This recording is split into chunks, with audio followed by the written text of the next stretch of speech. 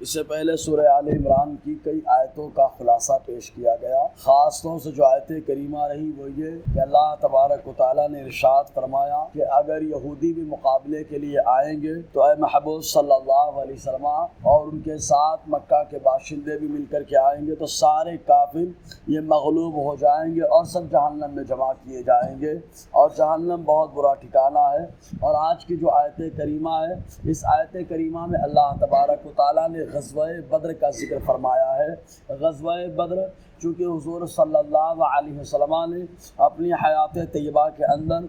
جو ہے حضور صلی اللہ علیہ وسلم 18 جہاد میں تشریف لے گئے، اور باضابطہ جن میں تشریف لے گئے جنگیں ہوئی وہ 9 غزوات ہیں جن میں حضور صلی اللہ علیہ وسلم تشریف لے گئے، اور جن میں باضابطہ جنگ ہوئی سب سے پہلا وہ غزوہ جس میں باضابطہ جنگ ہوئی وہ غزوہ بدر ہے۔ اس سے پہلے بھی 2-3 جنگیں ہو چکی تھی۔ بہرکیف تو یہ غزوہ بدر کیوں پیش آیا؟ در حقیقت بدر کس کو کہتے ہیں؟ بدر ایک شخص کا نام تھا جس کا نام تھا بدر ابن غالب۔ اس نے بدر کے میدان میں ایک کنواں کھودا تھا اور اسی کے نام سے وہ کنواں مشہور و معروف ہو گیا تھا، اور اس کے بعد رفتہ رفتہ اس میدان کو بدر کہا جانے لگا، اور وہاں پر ایک بہت بڑا میلہ لگا کرتا تھا۔ بہرکیف حضور صلی اللہ علیہ وسلم جب صحابہ کرام کے ساتھ مدینہ طیبہ میں آ کر بس گئے اور یہاں پر مسلمان بڑے اطمینان اور سکون کے ساتھ رہنے لگے تو مکہ کے باشندوں کو یہ بات ہضم نہ ہوئی، چنانچہ ان لوگوں نے مشورہ کیا، اور مشورہ کرنے کے بعد یہ طے ہوا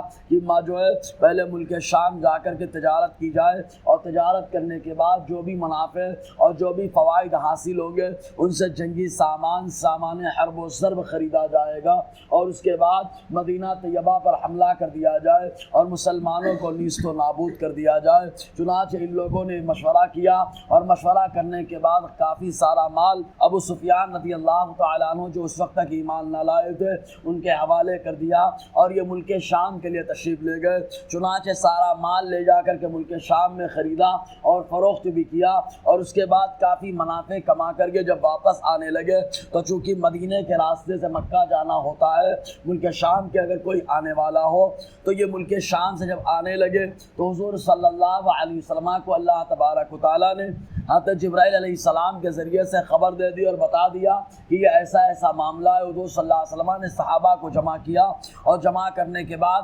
مشورہ کیا کہ ایسا یہ لوگ ارادہ رکھتے ہیں، لہٰذا یہ قافلہ یہاں سے گزرنے والا ہے، اگر تم لوگ جیسا مشورہ دو ویسا کیا جائے۔ صحابہ کرام جوش میں بولنے لگے۔ کسی صحابی نے کہا اللہ کے نبی صلی اللہ علیہ وسلم ہم بنی اسرائیل کی طرح نہیں ہے کہ خاموش بیٹھ جائیں اور آپ کو بولے آپ جا کر کے دیکھ لو۔ ہر آدمی نے اپنے اپنے اعتبار سے محبتوں کا جو ہے پیغام پیش کیا۔ حضور صلی اللہ علیہ وسلم نے ارشاد فرمایا ٹھیک ہے چلتے ہیں۔ اللہ تبارک و تعالیٰ نے دونوں گروہوں میں سے ایک کا آپ سے وعدہ کیا ہے، چنانچہ یہ لوگ مقابلے کے لیے چلے۔ حالات کو دیکھ کر ابو سفیان رضی اللہ تعالیٰ جو اس وقت تک ایمان نہ لائے تھے انہوں نے بھاپ لیا کہ مسلمان ہم پر حملہ کریں گے اور قافلہ یہیں پر لوٹ لیں گے، لہٰذا انہوں نے زمزم ابن عمرو غفاری کو ایک تیز رفتار گھوڑا دیا، اور اس زمانے میں اگر کسی کو خبر پہنچانا ہو اور اس کے قافلے پر حملہ ہو چکا ہو تو گھوڑے کی تھوڑی سی ناک کاٹ دی جاتی تھی، اور اس کی نکیل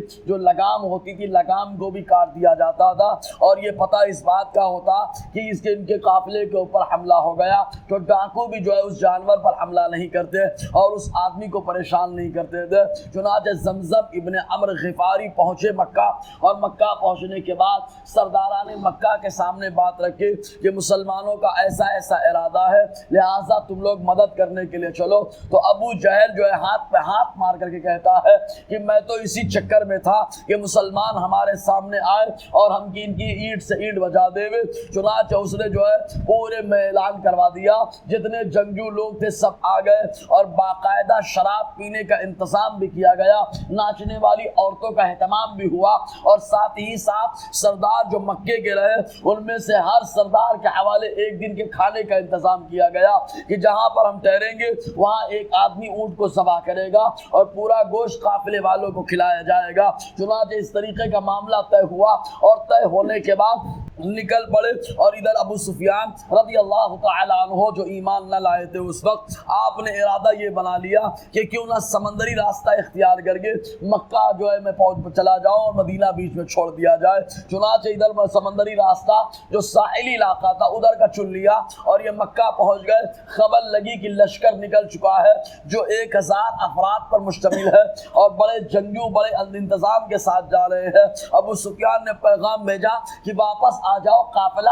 جس کی حفاظت کے لیے تم لوگ آ رہے تھے وہ قافلہ تو محفوظ اور حفاظت کے ساتھ آ چکا ہے، بالکل محفوظ ہے، لہٰذا تم لوگ واپس آؤ۔ تو ابو جہل کہتا ہے جب مرد لوگ مقابلے کے لیے نکلتے ہیں تو بغیر مقابلہ کی واپس نہیں جاتے ہیں۔ چنانچہ یہ آگے بڑھا، ادھر مسلمانوں کو جب معلوم پڑا کہ اللہ تبارک و تعالیٰ نے جو قافلے جو وعدہ کیا تھا 2 گروہوں میں سے ایک گروہ کا، تو یہ سمجھ رہے تھے کہ قافلے والا گروہ ملے گا اور جنگ کے انتظامات سے نہ آئے تھے، اور ادھر معاملہ ایسا ہو گیا کہ لشکر سے پالا پڑنے والا تھا۔ اس لیے صحابہ کرام میں ایک طرح کی طرح سے بے چینی آئی، تو حضور صلی اللہ علیہ وسلم نے روکا اور روکنے کے بعد ارشاد فرمایا ایسا ایسا معاملہ ہے، تم لوگ کیا کہتے ہو؟ سب سے پہلے انصار صحابی کھڑے ہوئے اور ان لوگوں نے کہا کہ ہم یہ کہتے ہیں کہ جو بھی ہوگا دیکھا جائے گا، مقابلہ کیا جائے۔ پھر مہاجر صحابہ نے کہا مقابلہ کیا جائے۔ اس طریقے سے آگے بڑھے، آقا علیہ السلام نے جھنڈا مہاجروں کا حضرت علی رضی اللہ تعالیٰ عنہ کے حوالے کر رکھا تھا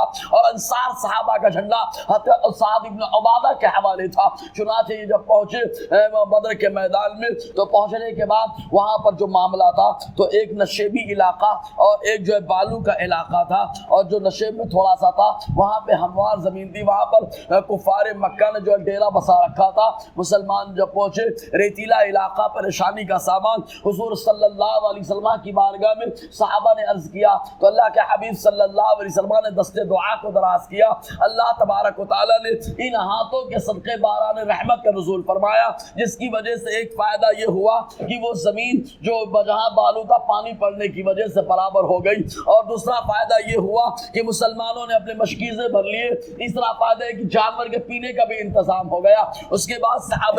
صحابہ کرام کو حضور صلی اللہ علیہ وسلم نے مورچے پہ متعین کر دیا۔ چنانچہ کچھ صحابہ کرام آگے بڑھ گئے اور آقا علیہ السلام ایک مقام پر جہاں مسجد عریش آج بھی بنی ہے، حضور صلی اللہ علیہ وسلم وہاں پر جلوہ افروز ہو گئے اور آقا علیہ السلام دعا کرنے لگے، اللہ تعالیٰ کی بارگاہ میں دعا کرتے ہیں اے اللہ یہ برہنہ پاؤں انہیں سواری عطا فرما، اے اللہ ان کے بدن پہ کپڑے نہیں کپڑے عطا فرما، اے اللہ یہ بھوکے ان کے لیے کھانے کا انتظام فرما۔ اس کے بعد آقا علیہ السلام دعا کرتے ہوئے رب کی بارگاہ میں روتے ہیں اللہ یہ 313 جو بڑے ناز کے ساتھ تیری راہ میں نکلے ہیں، اگر یہ شہید ہو گئے تو ضرور زمین پر تیری کبھی عبادت نہ ہو سکے گی۔ اور آقا علیہ السلام کی آنکھوں سے آنسو بہ رہے تھے۔ حضرت ابوبکر صدیق نے تسلی کا ہاتھ رکھا اور کہا جو اللہ نے وعدہ کیا ہے وہ ضرور پورا فرمائے گا۔ اور اس کے بعد پھر جنگ کا اعلان ہوا۔ معاملہ یہ چلا تھا 12 تاریخ رمضان کی تھی اور دن اتوار کا تب نکلے تھے، اور یہاں 17 تاریخ دن جمعہ کا جب آیا تو بدر کا ماحول گرم ہو گیا۔